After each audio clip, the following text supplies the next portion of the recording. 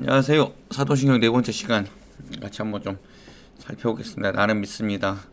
근데 무엇을 믿냐면 성령으로 잉태되었고 동정녀 마리아에게서 나셨다 라는 예수님에 관한 두 번째 이야기를 같이 좀 해보려고 합니다. 자, 한 여인의 불순종과 한 여인의 순종이라 그랬는데 창세기 3장에 보면은 하나님께서 그 선악과 먹지 말라고 그러셨잖아요. 근데 이제 그때 이제 하와가 그거를 불순종해서 이거 먹어도 살 거다라는 뱀의 꾀임에 빠져서 사탄의 꾀임에 빠져서 자기가 하나님이 되고 싶어서 그렇게 그 선악과를 먹어버렸잖아요. 그로 인해서 이제 그 죄가 이 땅에 들어왔다라고 성경은 평가하고요. 로마서에 보면 특별히 그게 잘 돼 있죠. 한 사람 거기서 이제 아담으로 표현되는데 아담은 인간의 대표이기 때문에 그렇습니다. 그런데 이제 또 한 여인의 순종이 있었죠. 누가복음 1장에 보면 천사 가브리엘이 나타나서 지극히 높으신 자의 아들을 내가 잉태하고 낳을 것이다 라고 했을 때 마리아가 뭐라 그러냐면 주의 여종이오니 주의 뜻대로 하시옵소서 라고 고백하는 그런 결과가 나옵니다. 한 여인의 불순종, 한 여인의 순종으로 인해서 죄가 이 세상에 들어오기도 하고 주님 이 땅에 오시는 그런 통로로서의 역할도 감당을 하죠. 자, 동정녀 이야기의 핵심은요, 뭐 과학적으로 이게 맞냐 안 맞냐 이런 내용이 중요한 게 아니고요. 구원사역에 있어서 하나님의 말씀에 대한 순종, 인간에 대한 순종이 갖는 중요성을 이야기를 합니다. 하나님께서는 억지로 무엇인가를 하시지 않고 인간이 자발적으로 하나님 앞에 예 알겠습니다 라고 말씀하실 때까지 기다리시는 분이라고 우리가 많이 배우잖아요. 마리아가 하나님 앞에 주의 뜻이라면 예, 주의 여종이 듣겠습니다 이렇게 했던 것들을 통해서 이 땅에 하나님의 그 말씀이 들어올 수 있었다라는 것을 이야기를 하죠. 그리고 구원을 이루기 위한 성부 하나님의 계획이 성자 하나님의 순종으로 이루어지게 되었다라는 것들을 표현하는 것이 성령으로 잉태되셨다라는 그 이야기를 나타내는 것입니다. 자, 성령으로 잉태되신 이유는요, 죄 없는 모습으로 오시려고 하는 건데요. 인간의 모든 잉태와 출산은 남녀간의 그 성적인 관계를 맺어서 되는 거라고 하잖아요. 그러나 그것이 이제 유전이 되어서 계속해서 죄의 유전으로 온다라고 합니다. 그러나 하나님께서는 성령으로 그 안에 잉태되셨기 때문에 죄가 그 안에 들어올 수 없었다라는 것을 표현하지요. 그래서는 예전에 수많은 이단들이 어떤 교리를 갖고 나왔었냐면요, 인간의 그 죄악된 그 피의 관계를 끊기 위해서 피를 바꿔야 된다. 라는 그 주장을 하면서 어떻게 했냐면 교주가 성적인 그 관계를 맺어야만 여인에게서 그 모든 피가 바뀐다라고 하면서 성적 착취의 도구로서 그런 피가름 그런 교리를 많이 만들어냈었죠. 통일교가 그랬었고요. 그 전에 올라가면 수많은 기독교계의 이단들이 그런 교리들을 많이 내놓았습니다. 예, 그거 다 거짓말이고 잘못된 거고요. 예수를 믿을 때 우리가 예수님으로부터 받은 그 은혜를 가지고 우리가 구원받는다라는 사실 하나만 잊지 않으시면 그런 교리에 현혹되지 않는 거다, 그런 이단에 현혹되지 않을 거다라는 확신을 우리가 가져야 되고요. 자, 두 번째, 구원은요, 하나님께서 계획하셨고 성부 하나님이 계획하셨고 성자 하나님이 그 계획에 순종하셨고 성령 하나님이 지금도 이루어 가신다라는 삼위일체 하나님께서 구원 사역을 이루어 가신다는 것을 알려주시기 위해서 성령으로 잉태되신 겁니다. 성부 하나님은 창세기 3장에 보면은 여인의 자손이 사탄의 머리, 죽음의 머리를 짓밟을 것이다라는 큰 계획을 세우셨고, 때가 참에 그 계획에 순종해서 성자 하나님이 육신을 입고 이 땅에 오셨고, 그리고 늘 하나님과 성부 하나님과 교제하고 성령 하나님으로서 성부 하나님의 마음을 알아서 날마다 교통하시면서 성령 하나님으로서는 우리에게 하나님의 그 구원 계획을 계속해서 이루어 가시도록 돕는 역할을 감당하시죠. 이게 삼위일체 하나님의 구원 계획이라는 것입니다. 그래서는 그것을 알려주시기 위해서 성령으로 이 땅에 오셨다라는 것을 증명하고 있는 거죠. 그 다음에 세 번째는 우리 인간들도 성령으로 거듭날 것을 보여주시려고 성령의 능력을 덮어주시려고 성령으로 잉태되셨다라는 그 구절을 사도신경에다 기록을 해놨습니다. 누가복음 1장 35절에 보면은 가브리엘이 나타나서 마리아에게 이렇게 이야기를 하죠. 지극히 높으신 이의 능력이 너를 덮으실 것이다. 이게 위에서부터 이렇게 덮어서 그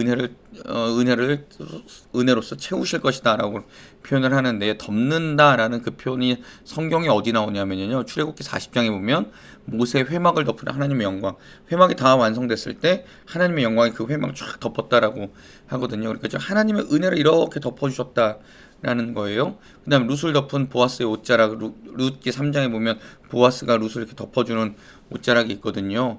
그런 것처럼 성령으로 임한 모든 이들에게는 성령으로 거듭나는 인생, 하나님의 능력으로 덮이는 인생을 알려주시기 위해서 성령으로 잉태되셨다라는 것을 나는 믿습니다. 그래서 즉 나는 성령으로 잉태되신 예수 그리스도를 믿을 때 나는 성령으로 거듭나는 인생이고 하나님의 능력으로 나를 덮어주실 것을 믿습니다 라고 이렇게 고백하는 것이 사도행전 4번째 성령으로 잉태되신 것에 대한 뜻이라는 거죠.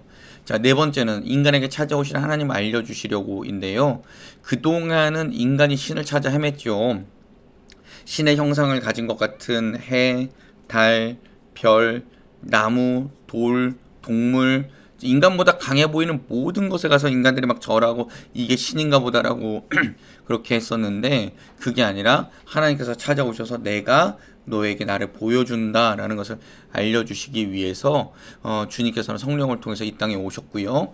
그 다음에 이 땅에 오신 것뿐만 아니라 우리의 몸을 입고서 인간과 똑같은 희노애락의 감정을 가지고 사셨고, 그 다음에 인간과 똑같은 고통을 받고 죽으셨고, 그러나 하나님의 능력을 힘입어서 부활하셨고, 그리고 하나님께서 예수 그리스도를 하나님 우편 승천하게 하셔서 하나님 보좌 우편에 앉아 계시다가 다시 오게 하실 그 주님이 나는 내 구주임을 믿습니다라고 고백하는 것이 성령으로 잉태되신 주님을 믿습니다의 뜻 중에 가장 중요한 내용이라는 것이지요. 그래서 히브리서 2장 18절에 보면 뭐라고 말씀하시냐면, 그가 시험을 받아 고난을 당하셨은즉 시험 받는 자들을 능히 도우실 수 있다라고 이야기를 하고요. 왜냐하면은 인간이 겪어보지 않은 것에 대해서는 예수님도 알 수도 없는 그런 상황이죠. 그러나 예수님 오셔서 이 땅에 오셔서 인간의 희노애락을 다 경험하셨고 그 모든 시험을 다 이기셨기 때문에 시험 받는 이들을 능히 도우실 수 있다라는 것이 성경의 표현입니다. 그리고 히브리서 4장 15절은 이렇게 이야기를 하죠. 우리에게 있는 대제사장은 우리의 연약함을 모르는 것이 아니라 우리와 모든 일에 똑같은 시험을 받으신 이시되 죄가 없다. 죄가 없으므로 우리의 죄를 같이 감당해 주실 수 있다라고 히브리서는 이야기를 합니다. 그래서는 우리가 사도신경 고백할 때마다 나는 동정녀 마리아에게서 나신 성령으로 잉태해서 동정녀 마리아에게 나신 예수 그리스도를 믿습니다라고 고백할 때마다 예수님은 성령으로 이 땅에 오셨기 때문에 나의 모든 죄를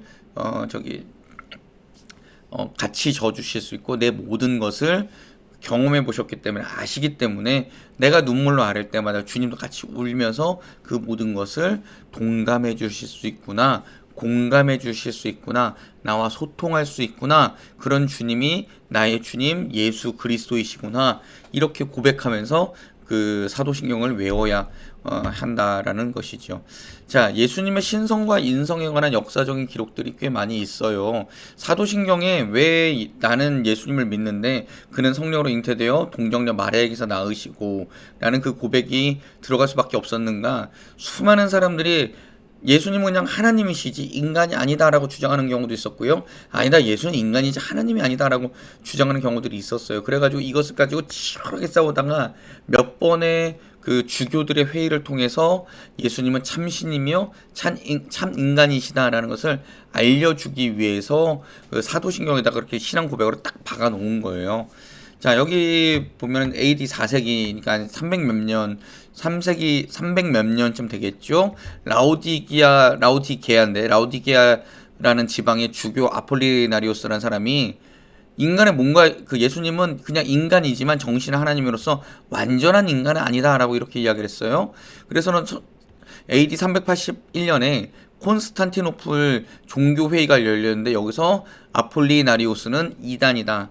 예수님은 참신이며 참 인간이다라는 것을 다시 한번 얘기했는데 그로부터 40년이 지나서 콘스탄티노플 대주교 네스토리오스 여기서 회의를 했는데 이 사람이 또 이상한 짓을 하는 거예요. 예수님의 신성과 인성이 독립되어 있고 먹는 것 등은 인성이고 기적은 신성이다.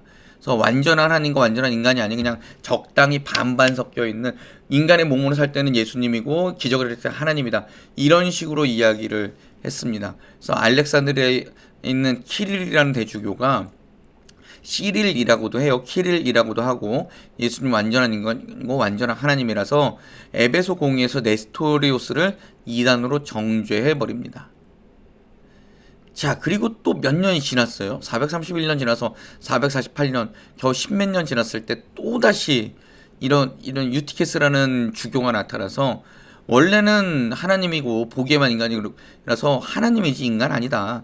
뭐 자꾸 인간이라고 얘기하는데 그거 잘못됐다라고 했을 때 칼게돈이라는 모든 그 도시에 모여서 공의회에서 결정된 칼게돈 신조라는 것이 있습니다. 칼게돈 신조는 우리 사도신경의 원형과 같은 존재예요.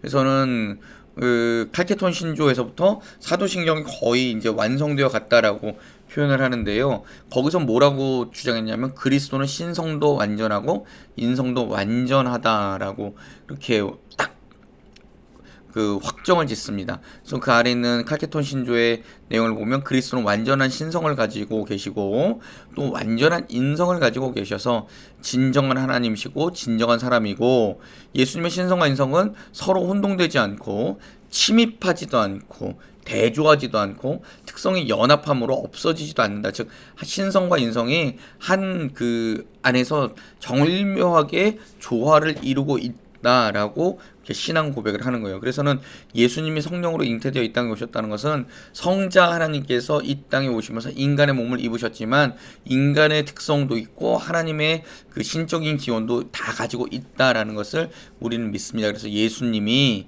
그냥 인간으로서가 아니라 성자 하나님으로서 오신 그 모든 것을 우리는 믿습니다라고 고백하는 거예요. 자, 우리 여기서 이제 또 하나 제가 설명을 못한 게 있는데요. 한 여인의 순종이라고 했을 때 이제 우리는 성모 마리아를 이렇게 이야기를 하잖아요. 근데 마리아는 여러분 평생 동정녀로 살았을까요? 아니에요. 예수 그리스도는 성령으로 잉태했지만 마태복음과 마가복음에 보면 예수의 형제들이 나와요. 마태복음 시몬, 유다, 그 다음에 뭐 마가복음에 유다, 시몬 이런 순서가 나오긴 하지만 또 야고보도 있고요. 근데 그 사람들은 다 요셉과의 관계 속에서 태어난 동생들이죠. 근데 그 가톨릭에서는 성모 마리아를 추앙하기 위해서 평생 마리아는 동정녀로 살았다. 그리고 그 성경에 나오는 야고보와 나머지 동생들은 다 예수의 사촌들이다라고 이렇게 표현을 하는데요. 그거는 가톨릭에서 성모 마리아를 신성 그렇게 추구하기 위해서 말했던 거고요. 그건 아닙니다. 분명히 말씀드릴 수 있는 것은 예수만 성령으로 잉태된 것이고 마리아는 그 육체의 자녀들을 낳았고요. 야고보와 유다와 시몬이라는 예수의 동생이 분명히 있었고요. 그 다음에 성모 승천설도 있는데 이것은 카톨릭에서 예수 그리스도를 낳은 그런 신성한 여인을 그냥 이 땅에서 죽었다라고 할 수 없기 때문에 그렇게 만들어 놓은 그 카톨릭만의 교리입니다. 우리하고 굉장히 다른 그 교리 중에 하나가 그것인데요. 우리는 그렇게 인정하지 않습니다. 단 예수의 육신의 어머니로서 하나님의 뜻에 죽을 그 각오를 하고 순종을 했다라는 것은 굉장히 높게 평가를 하지만 그가 신적인 권위를 가졌다. 그녀가 신적인 권위를 가졌다라고는 인정하지 않습니다. 어느 누구도 인간이 예수님의 자리에 하나님의 자리에 앉을 수는 없습니다. 우린 그건 분명히 아셔야 합니다. 예, 여기까지 우리 성령으로 잉태되사 이 땅에 오신 예수님에 대해서 살펴봤고요. 이 고백을 할 때마다 명확하게 알아야 될 것은 예수님은 하나님이시고 예수님은 인간이시다. 그래서 나의 모든 아픔을 알고 계시고 나의 모든 아픔에 공감해 주신다.